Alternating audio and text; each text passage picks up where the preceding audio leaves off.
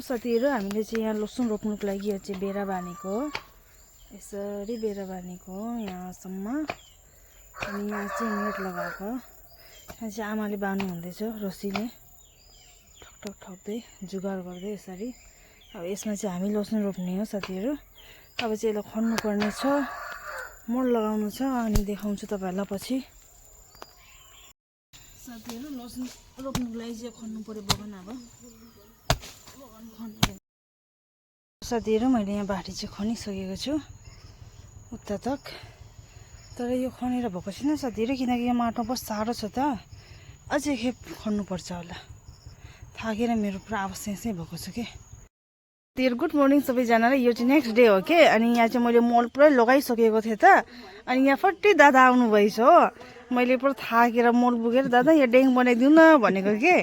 अनि दादाले चाहिँ अब डेङ बनाइदिनु हुन्छ अरे। दादालाई धन्यवाद है आज यहाँ आउनुको लागि। म चाहिँ मल बोकेर पुरै थाकेको थिएँ कि साथीहरु, उता तक बोकेको। ठिक्कै दादा आउनु भएछ है। लसुन छिल्दैछु सासु बुहारी। यहाँ आमाले छिल्नु हुँदैछ। यति चाहिँ भयो। अब यहाँ दुईटा मात्रै बाँकी छ, त्यसपछि चाहिँ रोप्ने हो साथीहरु। अब चाहिँ लसुन रोप्ने हो। छिली पनि सके। यसरी रोप्नुपर्छ माथिपट्टि। यो चाहिँ माथिपट्टि जानुपर्छ, टुप्पो चाहिँ निचे, फेद चाहिँ यता। यस्तै रोप्नुपर्छ है साथीहरु। अनि लसुन हुन्छ हैन।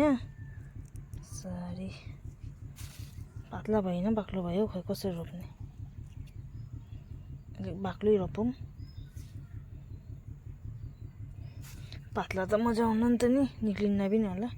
अलि बाक्लो बाक्लै रोप्दिएको साथीहरु। मैले चाहिँ यहाँ रोपिसकेँ। अनि आमाले चाहिँ यहाँ ढाक्दिनु हुँदैछ। यहाँ आमाले पुरा ढाक्नु भइसक्यो। अब दुई लाइन मात्रै बाँकी छ। पछि उम्रेर तपाईहरुलाई फेरि देखाउँला भिडियो।